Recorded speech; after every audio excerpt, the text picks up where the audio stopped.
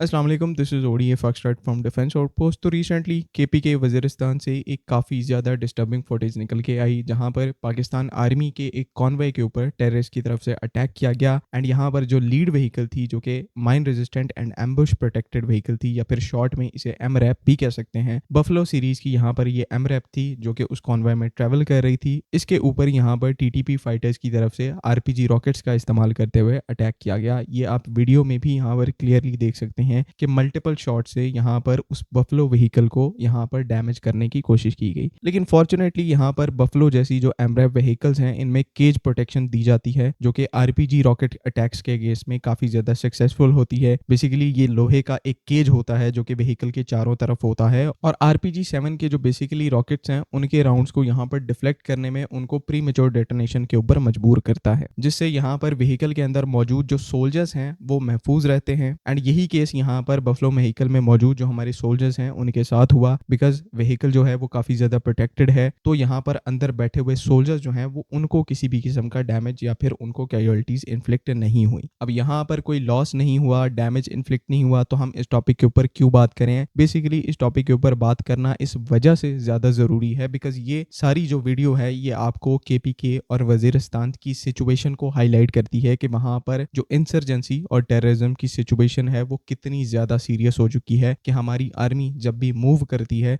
तो किसी भी डायरेक्शन से उनके ऊपर अटैक किया जा सकता है। और अटैक्स भी यहाँ पर काफ़ी ज़्यादा हाई इंटेंसिटी होते हैं। कभी आईईडीज होती हैं, कभी ऐसे आरपीजी अटैक्स होते हैं, जिनके अगेंस्ट में अगर आपके पास कोई वेल प्रोटेक्टेड व्हीकल नहीं है तो आपको यहाँ पर काफ़ी ज़्यादा लॉस हो सकता है। एंड इसी चीज़ की कमी इस टाइम के ऊपर पाकिस्तान आर्मी को है कि हमारे पास बड़े नंबर में ऐसी आर्मर व्हीकल्स मौजूद नहीं है। अगर मौजूद भी हैं तो हम उनको सीधे तरीके से एम्प्लॉय नहीं कर पा रहे। पहले जब ऐसी सिचुएशन खड़ी हुई थी तो पाकिस्तान आर्मी की तरफ से अपनी जो हाईलेक्स व्हीकल्स हैं, जिनको डबल केबिन भी कहा जाता है, सिंगल केबिन भी कह दिया जाता है, उनके ऊपर आर्मर प्लेटिंग को स्टार्ट किया गया। लेकिन जिस तरह की अब सिचुएशन डेवलप हो रही है, वो जो हाईलेक्स के ऊपर आर्मर प्लेटिंग है वो यहाँ पर इनफ नहीं है। वो आर्मर प्लेटिंग जो है वो ज्यादा से ज्यादा यहाँ पर राइफल राउंड से बचा सकती है। लेकिन यहाँ पर अगर टेररिस्ट की तरफ से हाई कैलिबर वेपन्स को इस्तेमाल किया जाता है, जो कि अब वो रेगुलरली करने लग पड़े हैं, 12.7 का भी इस्तेमाल होता है, आरपीजी का भी इस्तेमाल होता है, और उसके बाद फिर हाई एक्सप्लोजिव या फिर हाई यील्ड वाली जो आईईडीज हैं उनका भी इस्तेमाल होता है। तो यहाँ पर क्लियरली हमारी जो आर्मी है वो ऐसी लड़ाई के लिए इक्विप्ड नहीं है, और यहाँ पर सिचुएशन ऐसी है कि इसे जितना जल्दी हो सके यहाँ पर हमें चेंज करना है। और अच्छी बात यहाँ पर यह है कि ऐसी चीजों के सोल्यूशन भी हमारे पास मौजूद हैं। रिसेंटली 2024 में होने वाले आइडियाज 2024 के अंदर जो हैवी इंडस्ट्रीज टेक्सला है, उन्होंने पहली दफा एक नई आर्मर्ड व्हीकल को अनवील किया। बेसिकली एक इन्फेंट्री फाइटिंग व्हीकल थी फारिस आईएफवी के नाम से, जो कि टीओटी था, Chinese VN-22 infantry fighting vehicle का। और इस टाइम के ऊपर एचआईटी टेक्सला यानी कि हैवी इंडस्ट्रीज टेक्सला इस व्हीकल को पाकिस्तान में लोकली 100% टीओटी के साथ मैन्युफैक्चर कर रही है। अब VN-22 की यहाँ पर खास बात यह है कि ये अपने एक डेडिकेटेड टरेट के साथ आती है, जहाँ पर 30 mm की ऑटो कैनन को भी लगाया जा सकता है, जिसको ऑपरेट करने के लिए यहाँ पर एडवांस्ड IR सेंसर्स दिए गए हैं। इसके अलावा यहाँ पर 105 mm का कैनन भी इक्विप किया जा सकता है, और साथ ही साथ एडिशनल में HJ-12 जैसे जो एंटी टैंक गाइडेड मिसाइल्स हैं उनको भी इस VN-22 के ऊपर माउंट किया जा सकता है। तो एक तो यहाँ पर काफी ज्यादा मॉड्यूलर है, पावर टू वेट रेशियो के हिसाब से भी काफी ज्यादा अच्छी व्हीकल है, 6x6 कॉन्फ़िगरेशन में आती है। इसे यहाँ पर स्पेशली डिजाइन किया गया है लैंड माइंस और आईईडी के अगेंस्ट में प्रोटेक्शन प्रोवाइड करने के लिए, और इवन यहाँ पर एक एक्टिव प्रोटेक्शन सिस्टम भी माउंट किया जा सकता है जो कि GL6 है। तो प्रोटेक्शन के हवाले से VN-22 या फिर फारिस, जिसको HIT इस टाइम के ऊपर पाकिस्तान में मैन्युफैक्चर कर रही है, यहाँ पर ये एक एक्सीलेंट प्लेटफॉर्म है और व्हील्ड आर्मर फाइटिंग व्हीकल है। तो रफ टेरेन में भी मूव कर सकती है, स्मूथ रोड्स के ऊपर भी मूव कर सकती है। लेकिन जो इसका मेन ऑफरिंग पॉइंट है यहाँ पर वो इसकी फायर पावर है, जहाँ पर एंटी टैंक गाइडेड मिसाइल्स को भी माउंट किया जा सकता है, 30 mm की ऑटो कैनन को भी माउंट किया जा सकता है, जो कि पेयर होती है यहाँ पर एडवांस्ड पैनोरामिक साइट्स के साथ, और थर्मल इमेजिंग की कैपेबिलिटी भी यहाँ पर मौजूद है। इंसर्जेंसी की सिचुएशन में जब भी हमारे जो सोल्जर्स हैं वो किसी एम्बुश में फंसे हो या फिर कोई और सिचुएशन हो जो उनकी सेल्फ प्रोटेक्शन है है वो तो इम्पोर्टेंट है ही है कि एक ऐसा प्लेटफॉर्म हो जो कि उनको प्रोटेक्ट करे किसी भी तरीके की आईईडी से, किसी भी तरीके के हैवी कैलिबर वेपन से। साथ ही साथ यहाँ पर अपने आप को डेंजर में लाए बगैर एडिक्वेट फायर पावर डिलीवर करना और एनिमी को यहाँ पर होल्ड करना, ये भी बहुत ज़्यादा इंपॉर्टेंट है। और BN-22 या फिर फारिस इस हिसाब से भी काफ़ी ज़्यादा इक्विप्ड है। किसी भी तरीके की इन्वायरमेंट में, किसी भी तरीके की टेरेन में यहाँ पर 10 से 15 सोल्जर्स को पूरी प्रोटेक्शन के साथ, पूरी फायर पावर के साथ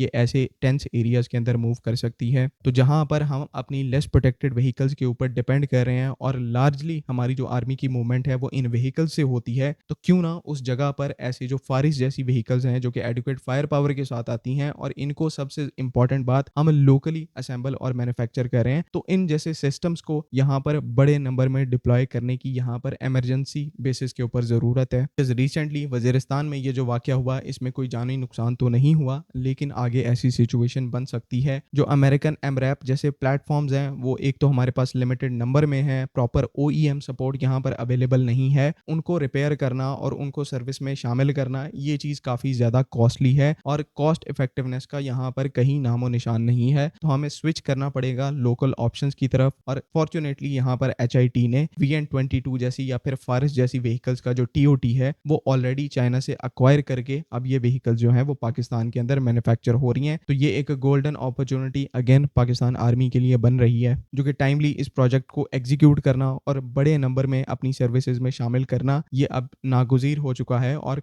कहीं न कहीं फ्यूचर में जाके हमें ये चीज़ करनी ही करनी है।